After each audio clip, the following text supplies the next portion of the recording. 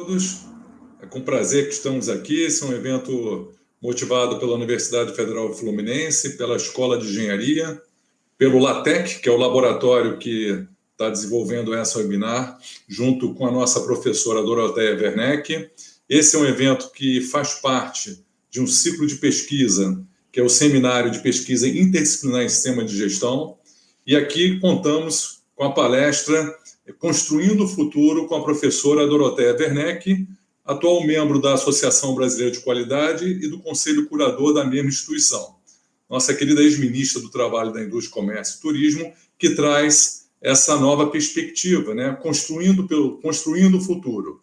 Nosso laboratório, o LATEC, é um laboratório interdisciplinar, professora, e é com prazer que recebemos a senhora. Aqui constamos também o professor Sérgio Luiz Braga França, do mesmo laboratório. É um laboratório que trabalha a questão da sustentabilidade, através do seu mestrado profissional, do seu doutorado em sistema de gestão, todos interdisciplinares, e temos a gratidão de recebê-la aqui com a gente e desejamos sucesso e sorte para nos falar sobre esse novo futuro, construindo esse novo futuro, que eu acho que é o que nós precisamos, né? Essa nova motivação. Muito obrigado pela sua presença, fica à vontade. Bom, é uma honra. E eu levei o maior susto na hora que uma escola de engenharia está discutindo sustentabilidade. Eu falei, maravilha! Essa notícia que eu queria ter todos os dias. Mas a ideia é compartilhar um pouco as ideias, né? De a gente fazer uma breve apresentação. Não vou usar os slides, né? Isso eu não sei se é um defeito ou uma qualidade, mas eu quero compartilhar com vocês, até mesmo para chegar ao porquê desse tema, de Construindo o Futuro. Eu acho que nós todos estamos passando por essa pandemia, e como não podia deixar de ser, no início da pandemia, eu, como economista, comecei a ficar angustiada, né, com aquela pergunta que todo mundo está fazendo. E agora? Como é que vai ser? Né? O que vai acontecer no mundo? O que vai acontecer no Brasil? Quanto tempo vai durar isso? E, como é da minha natureza, né, disparei a ler, disparei a assistir lives, a webinars de tudo quanto é tipo, e uma coisa começou a ficar clara, né, que cada vez menos nós podíamos pensar no nosso futuro com aquele de o novo normal. Que normal é esse? Aquele que a gente tinha? Né? Eu falei, não, isso aí já está esquisito, já não é por aí. E escutei, não fui eu que inventei, né, a expressão o novo futuro. Falei, aí já começa a fazer sentido. Por quê? Porque esta pandemia veio também com uma característica extremamente importante, que já vinha, né, de todas as mudanças da era digital, que é a velocidade da mudança. Né? As coisas estão acontecendo, não tem uma semana para outra que você já não está com novidade, não está com desafios novos, com conceitos novos para entender, e o processo de atualização, especialmente para vocês na área de engenharia, certamente é algo que você não pode perder um minuto. Né? Então, a velocidade de mudança pesa. A outra é a incógnita do futuro. Então, para falar, dar primeira toque na nossa questão de gestão, né? Como é que você faz planejamento estratégico? Planejamento estratégico tradicional era aquilo que você faz um conjunto de informações, né? De como é que as coisas aconteceram no médio prazo, ou poucos anos para trás, qual é a tendência e como é que nós vamos enfrentar isso. Essa tendência não existe mais. Né? As transformações que nós estamos tendo no mundo, elas são fenomenais. Então, em vez de planejamento estratégico, o conceito que mais eu acho que ajuda a olhar para o futuro é o pensamento estratégico. Né? Aonde que eu quero chegar? Qual é o meu foco? Para onde que eu vou? Terceira coisa que aconteceu, extremamente importante, a mudança da percepção da preservação do planeta. Né? Portanto, esse trabalho de vocês, que é engenharia misturado com sustentabilidade, é o up-to-date. É o que certamente a maioria da humanidade deve estar fazendo nesse momento, mas nem todos colocando na prática, né? Eu me lembro, 5 anos atrás, quando você escutava alguém falando demais de meio ambiente, tinha até, infelizmente, a expressão eco chato, porque todo mundo estava na expectativa de que tecnologia ia resolver, que isso era exagero, que não era bem assim. Nós já estamos vivendo um momento de transformação climática séria. Para isso estão aí as inundações que nós estamos tendo na Ásia, para aí estão aí os incêndios que nós estamos tendo nos Estados Unidos e no Canadá, tá os recordes batendo em cima de recorde de temperatura máxima. Então, a questão ambiental é séria, deve ser tomada em conta. A quarta coisa que veio à tona, né? A questão da qualidade de vida das pessoas.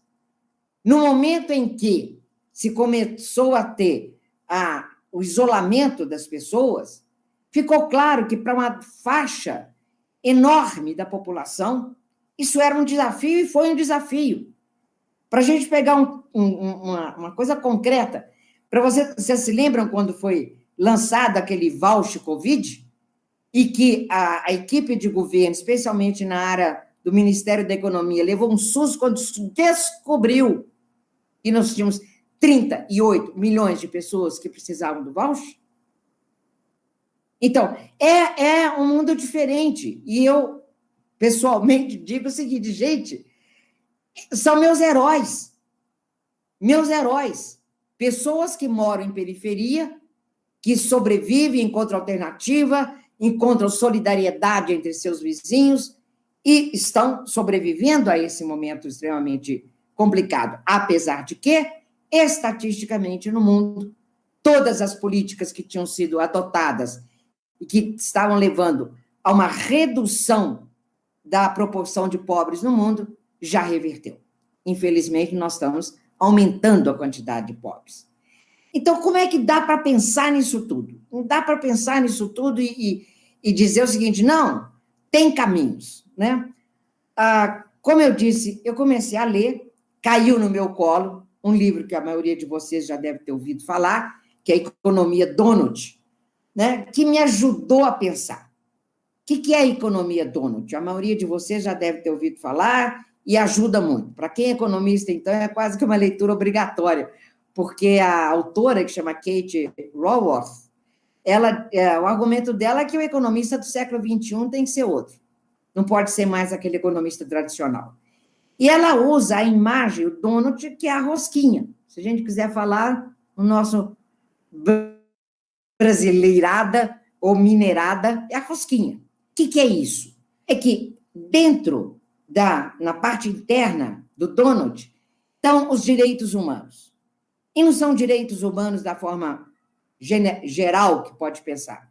São os objetivos da ONU, né? Então, tudo que a gente pensar no futuro tem que se perguntar se aquilo que nós estamos fazendo vai melhorar a qualidade de vida das pessoas. E aí aquela lista de 12. Saúde, educação, acesso ao mundo digital,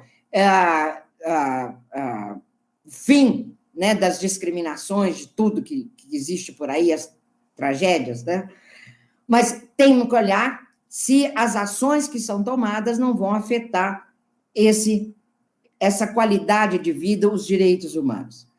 E, por fora do donut, né, na circunferência exterior, estão questões ligadas à sobrevivência do planeta, né? E também foram tiradas, ela utiliza 9 metas que devem ser respeitadas do trabalho do grupo de cientistas que identificaram desde o que é mais conhecido e está na nossa cabeça sempre, que é o aquecimento global, até questões ligadas à acidificação de oceano, à biodiversidade, quer dizer, tudo aquilo que pode afetar o planeta. Então, também, nesta área que é interna do donut, nós temos que pensar em que é que a gente pode, deve, como é que nós vamos fazer, respeitando a sobrevivência do planeta e a melhoria da qualidade de vida das pessoas. Nesta discussão, surge uma questão que cada vez mais nós temos que pensar.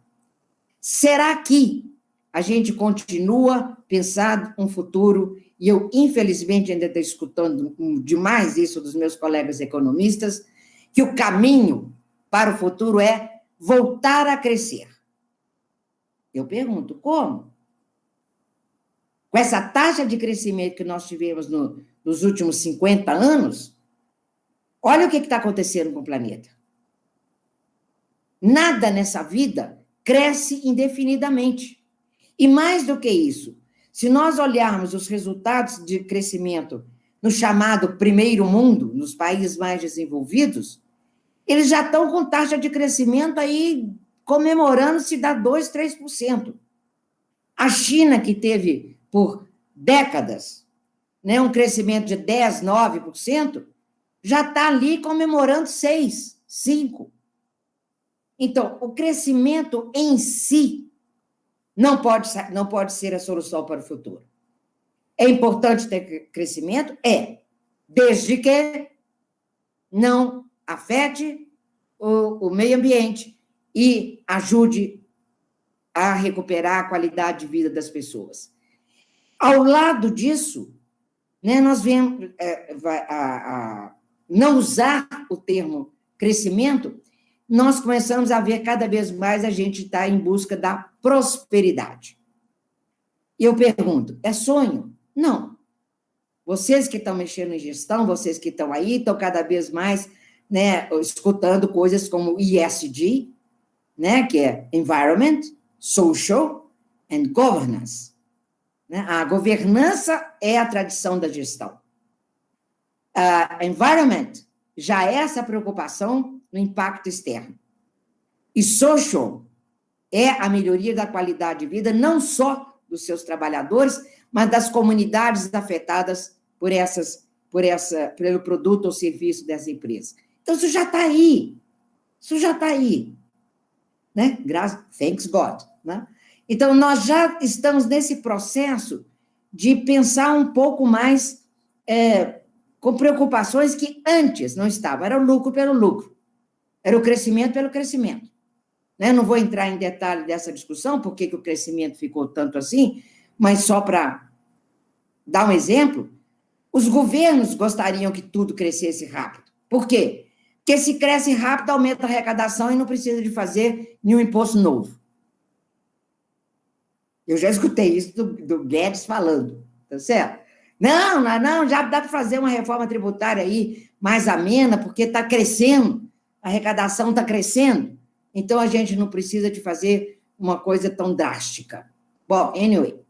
Então, e político também, né? Político quer saber se fez alguma coisa nova, um investimento novo, de um crescimento na sua cidade, no seu local de votação, porque aí ele também não tem que estar muito preocupado em dizer, gente, vamos devagar, gente, não é bem assim, etc.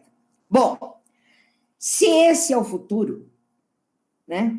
E aí eu chego no nosso título, como é que a gente constrói isso? Né? O que precisa de ser feito para que não seja algo que está acontecendo durante a pandemia, passada a pandemia, a gente vai voltar para o que era antes. Né? Aí nós precisamos, a primeira coisa que eu quero discutir com vocês é liderança. E não é liderança tradicional, daquela coisa da empresa, que tem um CEO que é maravilhoso, que ele lidera a turma, ele tem a ideia e a turma vai atrás. Não é mais assim. Os líderes são aqueles que sabem escutar. Os líderes são aqueles que conseguem envolver as suas equipes e que as equipes contribuem para o desenho desse futuro, passam a perceber os desafios como sendo também e principalmente deles, e compartilham isso, não só dentro da equipe, como a equipe com a liderança das empresas, a gestão da empresa. Então, a liderança é chave. Agora, não é só a liderança da empresa, é liderança nossa. Naquele pequeno mundo que nós trabalhamos, ou se a gente tiver uma posição mais de destaque, né, nós podemos e devemos assumir essa liderança. Por que eu estou dizendo isso? Porque outra coisa que eu aprendi nessas minhas leituras, que eu acho que é um sinal, eu fiquei feliz, né, para onde que esse desenho de novo mundo está indo, tradicionalmente, no momento de crise, a primeira coisa que ajuda a gente a sobreviver é, eu estou angustiado, não, porque o governo tem que fazer isso assim, assim. Será? Será que o governo pode fazer tudo? Governo que englobe, governo executivo, federal, estadual, municipal, judiciário e o Congresso? Será que nós podemos acreditar que o governo pode tudo? E para entrar um pouquinho na discussão ideológica, quando a gente fala que é o governo que pode tudo, no seu limite, nós estamos dizendo, olha, um governo socialista, comunista resolve tudo. Será? Historicamente conseguiram? A segunda alternativa é dizer o seguinte, não, é o mercado. É o mercado que resolve tudo. Então, deixa, o governo atrapalha. Então, é o capitalismo mais radical possível, que é outra ideologia. Né? Deixa o mercado funcionar e o governo não faça nada porque não deve nem atrapalhar. E neste desenho está faltando um terceiro, né, um tripé, que é a sociedade civil. Somos todos nós. Desde organizações de classe, desde organizações não governamentais, cooperativas, trabalho voluntário. Então, nós podemos e devemos ser parte desse processo. E aí fica muito interessante. Porque no tripé tem coisas que só o governo pode fazer. Né? Toda a parte relacionada à segurança pública, questões ligadas ao interesse da população como um todo, está nas mãos do governo. As empresas também podem muito. Elas inovam, elas geram emprego, elas têm todo o desafio do mundo digital, já ouviram falar da indústria 4.0, etc, etc. A empresa é importante. E as organizações, sociedade civil, também conseguem fazer muita coisa sem precisar do governo ou dos empresários. Mas, se em algumas instâncias tem a parceria entre os três ou de 2 a 2, pode funcionar muito melhor. Uma das leituras minhas que foi muito interessante, quando teve a crise 2008, né, financeira, a Grécia, vocês se lembram de toda a discussão, fica, não fica, lá na União Europeia, entrou numa crise brutal.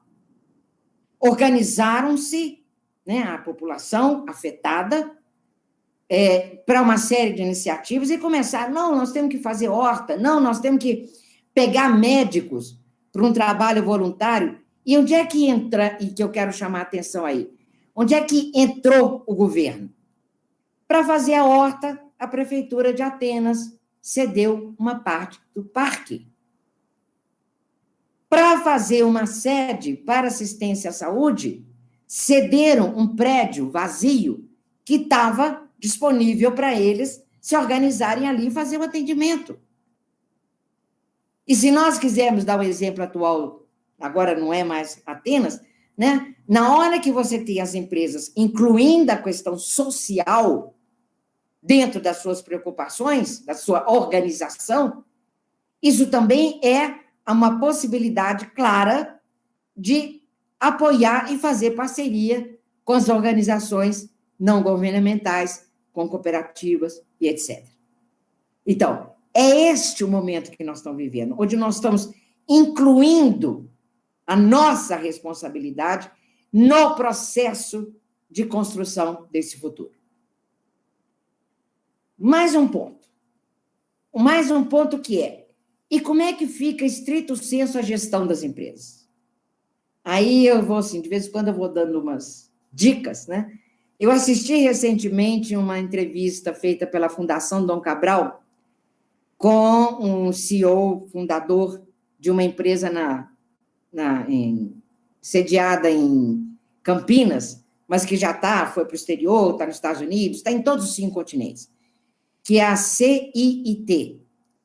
E esse CEO chama César Gon. Sugiro que vocês deem uma olhada. Interessantíssimo. Porque ele, para fazer toda a adequação da empresa, né, para esse novo mercado, para essa nova era digital, ele teve que fazer uma reestruturação da empresa. Né? E ele falou assim, olha, começou pela gente, a gente que era das chefias e das gerências. Né? E nós tivemos que sentar e estudar. Qual é o caminho das pedras? O que a gente pode fazer? E foi muito. E tem coisa complicada, por exemplo, teve uma pergunta feita para ele, como é que fica a gerência intermediária? Porque ele disse que o caminho das pedras dele era fazer os grupos de projeto e ter a relação direta, que ele ia participar. Ele nunca chegava lá dizendo que sabia escutar, tá? Ele queria saber, e, obviamente, tinha certas coisas que passavam pela direção da empresa, nesse caso, que era, por exemplo, coisas que tinham problemas jurídicos. Gente, essa ideia é boa, mas não dá, porque tem essa legislação, tem aquela, não sei o quê, tá. Mas todo um trabalho. Aí perguntaram para ele, como é que fica a gerência média? Ele falou, esse é um problema. Esse é o problema. Porque as tradicionais empresas, que é alta administração, tem controle, e quem passa o comando para a equipe é a gerência média, e se você corta isso e bota direto um com o outro, você tem que achar um espaço, ou tem que mudar a cabeça dessas pessoas que são os coordenadores, né, da gerência média. Então, essa é uma questão. Outra coisa que essas empresas têm que pensar e fazer, e que nós também, enquanto pessoas, cidadãs, acadêmicos, estudantes, lideranças em geral, que é outro livro que eu li, que é o Faster, Faster. Ou seja, a tradução do título é você não tem ideia de como é que o mundo está evoluindo rápido. Então, é um livro cheio de coisa interessante, eu também recomendo, é o Diamonds, esse aqui até anotei para citar direitinho, o Steven Kotler e o Peter Diamandis. Que o futuro é mais rápido do que a gente pensa. E, no final, teve uma coisa muito interessante, que eles disseram, que a pergunta que vem sempre é, e aí?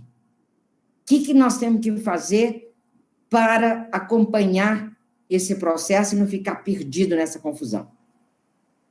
Então, educação, educação, educação.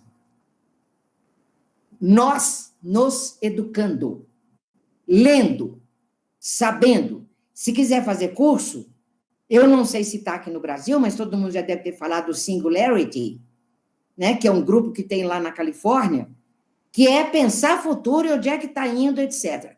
E a aceleração que está acontecendo nesse mundo tecnológico é de uma questão que eles chamaram muita atenção, que é a convergência.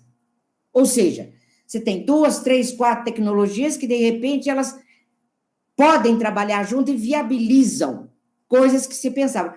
A ideia de um carro sem motorista está aqui, ó. Tem anos que está essa ideia. Por que agora está saindo?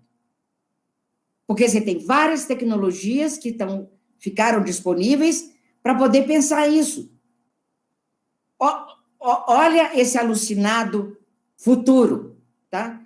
O alucinado futuro é o seguinte, nas preocupações que a gente está sempre ouvindo, né, de diminuir a poluição do meio ambiente, a emissão de carbono, né, você tem uma questão que eu, pessoalmente, não sabia a resposta, o que vai acontecer com o transporte aéreo. Então, de vez em quando eu via, não, estou aí pensando outras formas, hidrogênio, que não sei o quê, energia solar, mas é um dos grandes poluidores do nosso ar, né? É a aviação. Aí eu vi aquele Musk, que é o Elon Musk, saiu um documentário sobre ele. O cara é muito genial, doido de jogar pedra, tá certo? Mas cheio de ideias que ele coloca em prática, que é outra característica desse admirável mundo novo, né? É ação, né? E ele comentou que ele tinha, primeiro discutiram aquela maluquice que já tem uma em construção, pequeno, né? Que é o transporte em tubo a vácuo, de um negócio que parece um trem magnetizado, que você faz distâncias como Washington, Nova York, em 29 minutos. Isso aí já é um projeto que está sendo testado na prática. Agora, a maior maluquice é que o que ele comentou, que ele foi para um encontro na Austrália, e aí toda essa tecnologia que está sendo desenvolvida, que ele está avançadíssimo, né, já levando, em parceria com a NASA, levando coisas lá para a estação espacial, etc., a ideia dele é fazer transporte via esse desenvolvido agora, que é foguete, que vai lá para a estratosfera, mas para distâncias curtas. Ou seja, São Francisco, Sydney, na Austrália, São Francisco, Califórnia, Sydney, na Austrália, em 1 hora. Faz puf, puf. Aí eu te digo o seguinte, na minha cabeça, se isso evolui concretamente e o horizonte dele é de 10 anos, 10 só, gente, tá? O que vai acontecer? Vai cada vez menos ter transporte aéreo, especialmente de grandes aviões e de grande distância. Então, estar atento para que caminho a tecnologia está indo. Estar atento para o ritmo de desenvolvimento. E eu não estou nem falando aqui em biotecnologia. Todo mundo se espanta com a velocidade que a vacina surgiu para a Covid. E quem que surgiu primeiro? RNA. O DNA, que é aquela estrutura, você tem o RNA, que está vinculado a essa estrutura do DNA, mas é onde você faz os cortes, separa, faz não sei o que, etc. Mais um livro que eu recomendo. Eu falei com vocês que eu estou lendo, feito uma doida aqui, né?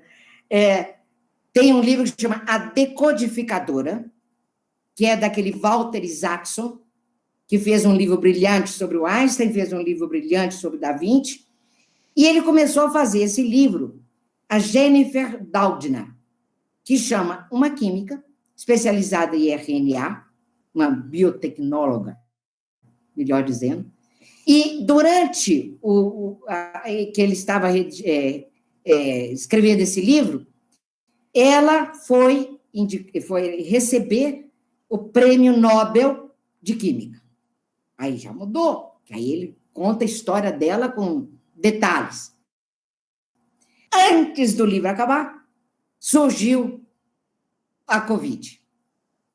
Então, aquela brigalhada que nós sabemos de vocês, mais do que eu, que existe no meio acadêmico, por patente, todo mundo correndo, brigando, esse assunto é meu, patente é minha, não sei o que dá, acabou. Começaram os vários laboratórios que estavam mexendo com RNA, e tinha um no MIT, tinha um em Harvard, tinha o dela que estava lá. Agora eu fico perto de Berkeley, Stanford, por ali na Califórnia. Tinha outro grupo que estava na Europa a transmitir avanços do conhecimento em tempo real. E conseguiram. Então, esse ritmo acelerado do desenvolvimento da tecnologia não é só na digital. É também na biotecnologia. Então, nós vamos estar vivendo um mundo de uma transformação muito rápida. E cabe a nós, sem dúvida nenhuma, no espaço que a gente tiver, de pensar junto, sugerir coisas. Por exemplo, eu ouvi hoje uma apresentação, que eu acho, e agora eu vou falar também da minha experiência pessoal. Eu tenho o maior carinho e respeito pelo meio acadêmico. Já fui de meio acadêmico. Eu era professora a tempo integral na Universidade Federal do Rio de Janeiro, lá na URCA. Depois disso, eu fui para o governo. A minha história é essa, né? Comecei a trabalhar no IPEA, IPEA Rio, vim para cá, não sei o que das contas. Cheguei lá nas minhas funções públicas, vamos dizer assim. E a gente quer usufruir do conhecimento acadêmico. Mas a gente não tem condição de dizer o seguinte, olha, eu quero entender um pouco melhor dessa questão aqui. Aí contrato a pesquisa que leva 1 ano ou 2 para fazer. Não é o ritmo da gestão pública. O ritmo da gestão pública, a gente tem poucas semanas, quando tem, para tomar uma posição. Então, tem um subproduto da pesquisa acadêmica clássica, tradicional, que vocês estão envolvidos, tese de mestrado, tese de PhD, que é a possibilidade de ter, por um lado, um foco em so what, e daí? Qual é a ação, qual é a sugestão de política, de investimento, ou seja lá do que for, que é de interesse do país. 2, position paper, ou seja, pega tudo isso que você sabe, bota em 5 páginas, com o que você já sabe, e vocês sabem muito, para ajudar a tomada de decisão. Isso vale para governo federal, para governo estadual, para governo municipal.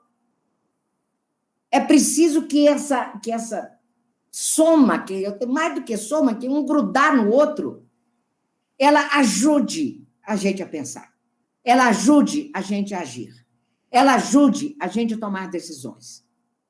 Então, isso aí também é chave. Então, esse conhecimento, esse acúmulo de conhecimento, essa vivência, é extremamente importante para a gente conseguir ter respostas, caminhos. Muita coisa que vai acontecer daqui para frente, ou seja, construindo esse futuro, é que nós vamos ter, em várias situações, não vão saber muito bem como é que a gente vai fazer. A pior alternativa é não fazer nada. A melhor alternativa é do mundo digital. Faz. Se tiver errado, conserta e tenta outra coisa. Se tiver bom, expande. Tem muita coisa que a gente não sabe como é que vai ser. E ficar imóvel, esperando cair uma eureka, que eu vou descobrir como é que é a melhor forma. Não tem mais isso. Então, é pragmatismo. É fazer, ver como é que acontece, fazer mais, ampliar, descobrir como é que o outro está fazendo. Né? Então, é esse processo que nós vamos ter que estar no nosso dia a dia. E está quase chegando aqui nos meus 40 minutos, faltam 5 que eu estou olhando ali. Né? Eu queria só compartilhar com vocês voltando à primeira coisa que eu falei, da minha alegria quando eu vejo o pessoal da área de engenharia abrindo a cabeça. Eu conheço vários engenheiros que fizeram curso de psicologia, que é um negócio que nem deu para falar aqui, né? Quem é esse cidadão novo? Quem é esse consumidor novo? Como é que você vai entender? Quem é esse trabalhador novo? Tem gente de empresa grandes empresas internacionais, que dizem, agora, para selecionar um candidato dentro da empresa, em vez da gente entrevistar eles é que estão entrevistando a gente. Como é que é a sua empresa? Ela respeita o meio ambiente? Como é que é seu produto? Que material você usa? Você adotou aí o sistema de economia circular? Vocês estão aproveitando o resíduo ou vocês ainda estão jogando isso em qualquer lugar e não estão ligando para isso? As pessoas estão escolhendo onde trabalhar. O consumidor, a mesma coisa. Será que eu vou comprar mesmo? Essa empresa está com uma fama tão ruim. Outro exemplo concreto. Nunca cresceu tanto o consumo como dos alimentos orgânicos. E é só porque tem delivery? Não. Que as pessoas estão se cuidando mais, quer saber como é que a produção, não quer o industrial, blá, blá, blá. Então, essa mudança, ela veio, no meu entendimento, posso estar errada, ela veio para ficar. Como é que você lida com isso? Como é que você lida se você já trabalha ou vai trabalhar numa empresa onde os donos, os CEOs, falam, não, isso aí tudo é besteira, imagina se eu vou fazer isso, eu quero é meu lucro. Outro dia me perguntaram isso numa live que eu estava fazendo. E aí, como é que a gente faz? Se a gente descobrir, né, que a empresa não está cumprindo, não é ética. Eu falei, olha, cara, vou te falar o seguinte, se você trabalhar numa empresa, se você souber que essa empresa está contratando trabalho escravo, você tem que denunciar. Não é a nossa responsabilidade? Nós temos que ter uma posição ativa. Nós temos que ter uma posição de dizer, olha, isso que vocês estão fazendo está errado. Será que a gente sabe fazer isso? Bom, eu desejo para vocês muito sucesso. Vocês são a geração que está mudando o mundo. Vocês são a geração que vai trazer essas novidades. Vocês vão ter que trabalhar com os millennials, né? Geração Z, e já está dizendo que essa meninada pequenininha que está nascendo agora já tem até nome, geração C de Covid. Eles vão crescer nesse mundo aquecido. Eles vão crescer no mundo onde a pandemia não é uma possibilidade de futuro. E mais do que isso, eles estão dentro de casa com pai e mãe. E vocês que têm filho pequeno já viram a diferença. Eu ainda sou da geração que me virei para trabalhar até 3 empregos numa vez. Hoje as pessoas dizem, será? Eu não quero voltar a trabalhar no escritório. Eu gostei desse tal de home office.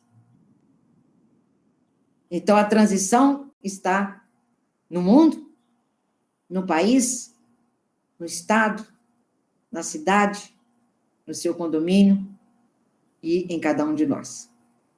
Espero ter feito o pano de fundo e estou guardando as perguntas de vocês para ver para que lado que a gente vai. Era isso, professor Júlio e professor Sérgio. Boa tarde, professora. Fantástico. E, naturalmente, vamos ter alguns questionamentos a respeito do que colocaste. Não tem como. Ainda mais dentro de uma academia, né? Você imagina como ferve isso aqui quando vem alguém novo. Por isso que eu falei, eu também já fui acadêmica. Ótimo. Tem uma colocação que a turma tem feito muito, e aí sim, a senhora coloca algumas questões importantes, até estruturais do Estado, né?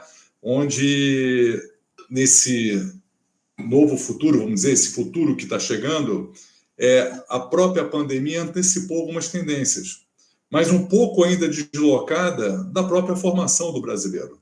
E uma delas, que ali foi dita, é a questão da digitalização.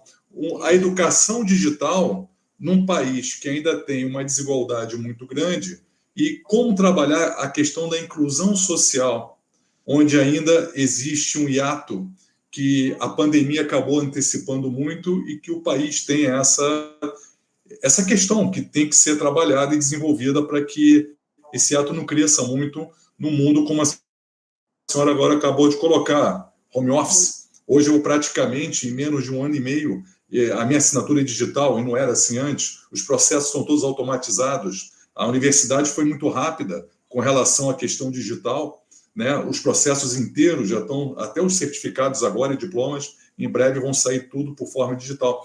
Então, é nessa questão, professora, que a gente fica incomodado, como é que esse ato vai ser pelo menos minimizado, que resolver, não temos como expectativa, numa educação digital que já é realidade. Bom, aí é o seguinte, você tem toda a razão. Essa é uma questão chave, é uma questão importante, e não tem volta para trás e tal. Eu gosto de ver a coisa sobre o lado do que já está acontecendo, sabendo que tem muito mais para acontecer, né?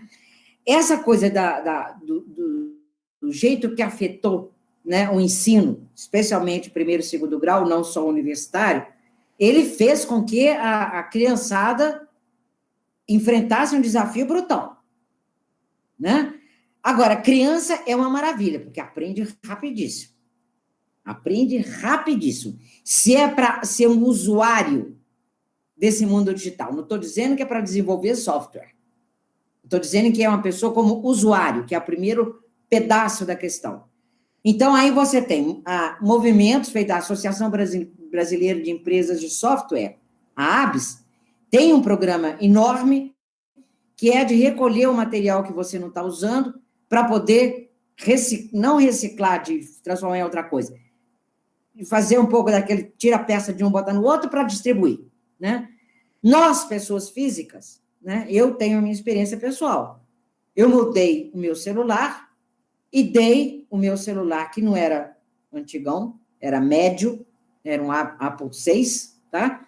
Para a menina que me ajuda aqui em casa, uma vez por semana, que tinha 4 sobrinhos que estavam fazendo escola em casa.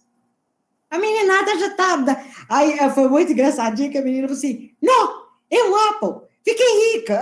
Quer dizer, ela tinha aquela reação, mas eu morri de rir da garotinha. Então, esse trabalho também está sendo feito. Tem outras soluções que estão sendo dadas, a própria escola, ensinamento, tem iniciativas muito interessantes, que leva o ensino, a formação para a periferia, que é um dos grandes desafios, né, de como é que você está. E está acontecendo coisas maravilhosas. Para fechar essa discussão, vamos pegar as empresas.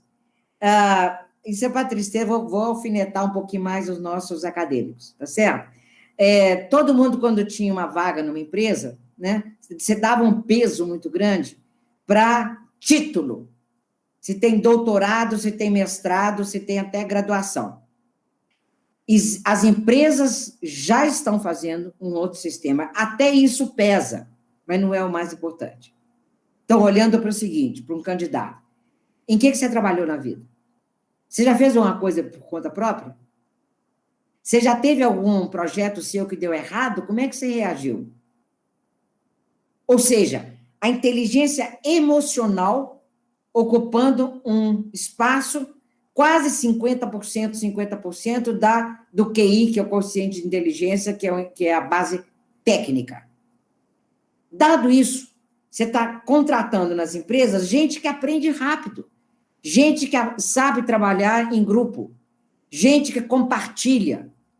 E as próprias empresas estão se movimentando e com iniciativas de formação desse pessoal. A formação técnica você pode dar. A formação comportamental, emocional é mais difícil. Então, contrata uma pessoa que tem um perfil de acordo com os valores da empresa, adequados para aquela atividade, e dá curso intensivo. Então, a formação técnica também está indo por esse lado, né? De complementando e mais do que isso. Outro dia, só para dar um exemplo, o que passa na minha frente agora eu estou lendo, né? Eu li um artigo super interessante sobre Big Data. Não é uma coisa que todo mundo sabe. Então, aqui, eu tenho 3, 4 artigos, dá uma olhada nisso, entendeu? Não sei o quê, olha os problemas, olha o que pode acontecer aqui de complicado, olha aquilo, olha... Então, a formação, ela vem junto com a iniciativa pessoas físicas e pessoas jurídicas. Perfeito, Doroteia, perfeito. E tem uma outra inquietude aqui, né? Como sempre, a academia inquieta, por natureza, gosta de problemática, gosta de resolver. E aqui se coloca, como é que a senhora enxerga, né, aqui no Brasil, lá fora, isso talvez seja até um pouco mais maturado, mas a relação entre academia e mercado, e hoje a própria engenharia já tem várias atividades vinculadas ao mercado. A própria universidade tem até prédios da Petrobras dentro, no âmbito da pesquisa. Como é que a senhora tem visto isso ao longo do tempo e como isso tem maturado e como o futuro vai nos levar para essa direção, essa conexão com mais intensidade com o mercado, com a pesquisa aplicada? O futuro, o sinal do futuro, a meta do futuro, a bandeira do futuro é cada vez mais ter pessoas com pesquisadores, estrito senso, o seu doutorado, o seu mestrado, trabalhando nas empresas.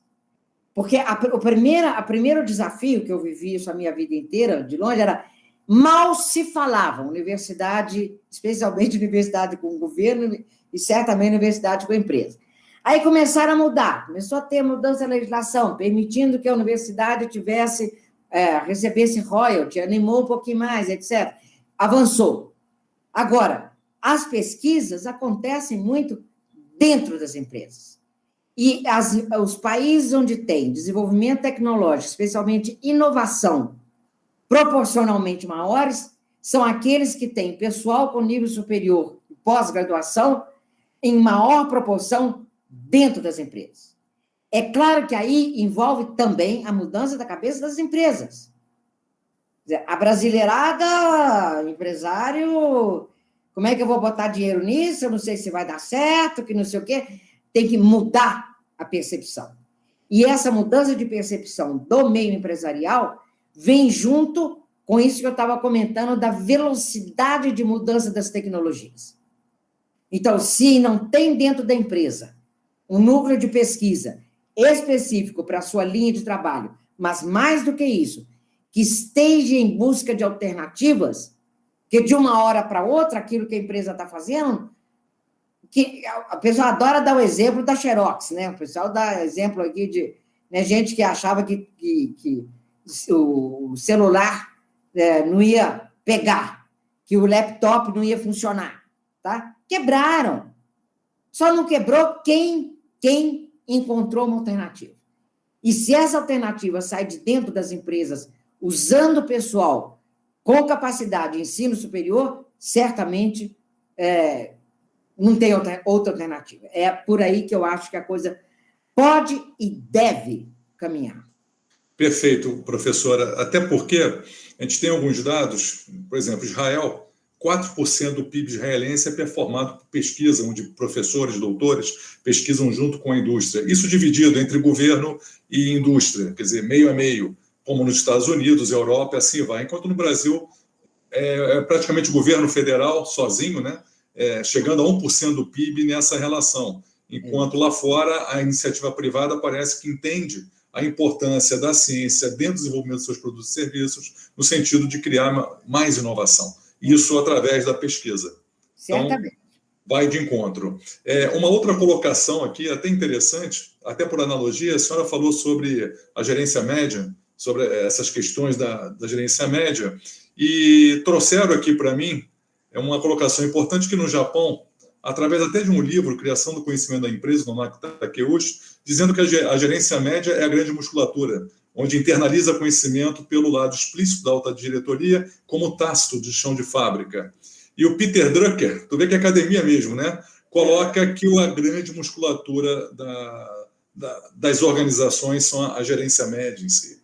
Quer dizer, essa questão gerencial que a gente entende que é importante para a indústria, e que muitas das vezes tensionada e não motivada em alguns casos só, tá? Aqui fica um parênteses, do conhecimento pode, às vezes, não trazer melhores benefícios, né? Porque um meio... Deixa eu polemizar aí um pouquinho. É absolutamente verdade, a citação está perfeita para a velha e tradicional forma de gestão. Se nós aceitamos que a tendência, várias empresas já estão caminhando nisso, o envolvimento da alta administração com as equipes de trabalho, passa a ser desnecessário o intermediário. É esse que é o problema da gerência média. Tá? Você pode ter até um assessor seu que vai ser o diretor de uma empresa e tem na sua responsabilidade 10 times fazendo projetos diferenciados, você pode ter um segundo, um companheiro, mas que vai fazer junto. Porque não é mais aquele, a alta administração resolve, chama o gerente médio, que vai ser o responsável, diz para ele, faz a turma executar. Não. A turma que vai executar tem que estar envolvida desde o início, para pensar junto o que vai fazer, para desenhar esse futuro.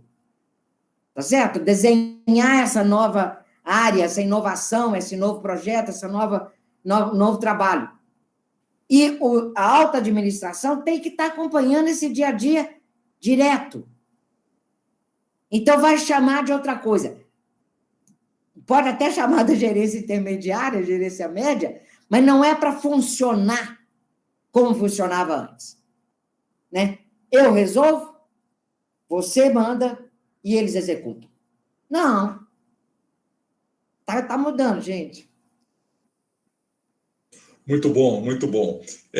Uma pessoa que está assistindo a nossa webinar, a Miriam Nóbrega Pacheco, fala assim, professora, por favor, gostaria de saber o nome do pesquisador de transporte do futuro. Gostaria de ler. Isso foi um documentário que eu fiz, mas deve ter nos livros. Elon Musk, que é o dono daquela SpaceX, tá? Que fez recentemente. Agora, se você pegar aqueles 3 doidos que estão aí, né, que é o Benson, que é do Virgin, né, o inglês, que já foi lá em cima, o Bezos, que foi correndo atrás, e o Musk, que ainda não está indo para lugar nenhum, não. O Bezos está querendo, o projeto dele é de ir para a Lua, tá? E o Musk é de ir para Marte. Gente, vocês nem... É um trem de doido, tá certo? E é o seguinte, a primeira reação, eu acabei de fazer 73 anos, tem hora que eu acho que eu voltei para a minha adolescência, porque eu até já inventei, para essa faixa etária, já que a gente vai viver mais, é o velhecente, o adolescente velho. Quer dizer, você entra naquela liberdade de saber, de pensar, de ler, de não sei o que e tal, e é rico demais. Rico demais. Então, por que eu estou dizendo isso? Porque a primeira reação para essa quantidade de mudança tecnológica que nós estamos vivendo, não é projeto de futuro, às vezes assusta. E às vezes tem gente que fala assim, não quero nem saber. Tá certo também. Eu respeito as pessoas que não querem botar na cabeça a quantidade de desafio, que gosta de tranquilidade, gosta de morar lá na sua chácara, de fazer sua comida orgânica, maravilha.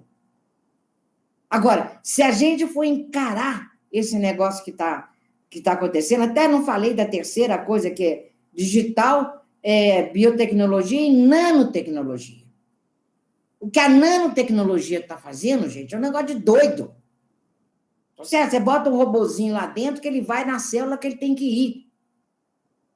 Então, a evolução que está acontecendo em termos de como é que essa tecnologia pode ser adotada, né, é algo absolutamente extraordinário. Então, é nesse sentido que eu estou dizendo. Não pode, para quem está decidido a participar, a viver, a construir esse futuro, pelo amor de Deus, segue o que está acontecendo. Porque não é pouca coisa, não. É muita coisa. E, professora, para finalizar, tudo que é bom, uma hora acaba. Tem uma última colocação. Nossa, se pergunta muito, e o debate acontece nas nossas redes, como é que a senhora enxerga, e isso é bastante interessante, é objeto de pesquisa do Laboratório LaTeX, a engenharia da Universidade Federal Fluminense já trabalha isso, nosso programa de mestrado, sistema de gestão, e doutorado em sistema de gestão sustentável, como outras vertentes da universidade vem também trazendo para o debate, é a questão ESG, como a senhora colocou, social, ambiental e governança, dentro do papel da universidade como formação dessa nova mão de obra e diante também da própria postura do mercado, entendendo que aspectos ambientais e sociais, alinhados aos aspectos de governança, trafegam por uma organização com maior valor e com menor risco para a sociedade e para o meio ambiente. Isso. Bom, o que eu quero dizer para vocês é o seguinte, esse processo, essa mudança, essa transição para levar à adoção, né, de uma gestão preocupada com o meio ambiente social e governança, ESG, ela pode acontecer duas situações. A primeira é de uma empresa que já viu isso, já está convencida ou precisa de um financiamento, que o banco que vai dar o financiamento exigiu que ela tivesse ESG. Então, ela vai atrás dos formandos, né, das universidades, dos técnicos, para dizer, escuta, me ensina como é que eu faço isso. Esse é a alternativa mais positiva, vamos dizer assim, né? E que eu acredito que já está aumentando a demanda, porque já tem, o que tem de ESG, de trabalhos, de lives, de artigos, de etc, etc, etc, é enorme. Tem um outro lado, outra alternativa, que se vocês são idealistas quase utópicos, eu estou falando isso porque eu sou, e é importante, é o quase, tá? É idealista quase utópico, não é utópico, mas é quase utópico, né? Nós estamos, no fundo, trabalhando com aquilo que se chama, que é dificílimo, que é mudança de cultura. Então, a mudança de cultura, ela pode acontecer por argumentação, e aí essa base, essa informação, ela é chave, porque vocês vão conhecer e dizer, olha, por que é bom, olha que está indo, olha, se você não ligar para o meio ambiente, talvez você tenha restrição de entrada do seu produto em algum mercado que você está exportando, olha só o que está acontecendo nas mudanças internacionais, né? Veja que a questão do meio ambiente pode ter restrição, especialmente se for uma pessoa que está aí mexendo na produção agrícola. Olha, você tem que ter rastreamento, tem que mostrar, não sei o quê. Você pode dar argumento técnico, que às vezes funciona e às vezes não. Então, eu vou dar mais uma dica, que eu acho que isso aí ficou. Eu trabalhei, a minha experiência profissional foi de mudança de cabeça, né? Participei intensamente naquele movimento de qualidade da década de 90, que era, guardado as devidas proporções, um desafio semelhante. E o meu papel era muito desse, de deitar falação, tá? Só que o que ficou claro para mim é o seguinte, é mais fácil convencer quando você dá exemplos. Você vai dizer para uma empresa, olha, amigo, veja aqui, eu achei essa outra empresa que está fazendo isso, olha como é que evoluiu a receita dela. Olha como é que evoluiu o lucro dela. Olha a imagem dela no mercado. Olha o brand que ela já tem. Tá certo? Especialmente se você tiver de exemplo um concorrente. Cai a ficha na cabeça antiga. Tá certo? Porque se você não... O outro já está fazendo. O outro está crescendo, está ganhando mercado. Está ganhando consumidor. O pessoal está deixando de comprar o seu produto porque está comprando dele. Será que não está na hora de mudar? E aí esse processo de convencimento, tá certo? Funciona e ajuda para um desafio que eu concordo é monumental. Perfeito, professor Doroteia. As colocações são muito assertivas, principalmente quando trafega por questões culturais e exemplos, que eu acho que é onde internaliza talvez uma nova tendência, né, que fica para o benefício aí da sociedade, do meio ambiente, e empresas que são realmente mais responsáveis. Eu só tenho gratidão, né, pela senhora ter vindo aqui na nossa humilde Universidade Federal Fluminense, né, através da nossa Conexão Engenharia, que a senhora aqui agora faz parte desse nosso processo. E, assim, muito obrigado por tudo, por todas as colocações, e quem sabe em breve, por que não? Novos desafios atrarão aqui no sentido de debatermos novas vertentes do futuro, como a senhora colocou aí na excelente palestra colocada para a gente. E eu quero ressaltar isso, que é uma parceria da universidade com a Academia Brasileira de Qualidade, que eu sou membro, e tem um professor que é membro da qualidade, fez essa ligação, é membro da BQ, e agradecer demais a vocês. Não sei se eu falei demais, mas se eu gerei confusão, é isso que eu queria, tá certo? Eu acho que é despertar essa coisa bonita, mas, ao mesmo tempo, respeitando. Se você não é do tipo que quer entrar nessa maratona de desenhar futuro, né? e gosta mesmo de fazer sua pesquisa acadêmica, aplausos. É parte desse admirável mundo novo, desse futuro que nós estamos construindo, o respeito às opções de cada um. E inclui acadêmicos. Então, meus parabéns para vocês que estão com essa iniciativa e estou às ordens. Muito obrigada. Nós que agradecemos, Doroteia, agradeço ao professor Sérgio França também, que está com a gente nesse trabalho, e o LATEC, nosso laboratório, que vem aí trabalhando fortemente com seus MBA em gestão de negócio sustentável, MBAs que estão vinculados justamente nessa nova vertente, justamente com o nosso mestrado e doutorado e toda a universidade junta, né? Com todas as suas competências, essa questão interdisciplinar que é maravilhoso esse mundo, que nós sabemos que os problemas hoje são resolvidos através de questões interdisciplinares. É como nós hoje trabalhamos e vivendo. Muito obrigado. Obrigada, gente. Obrigado.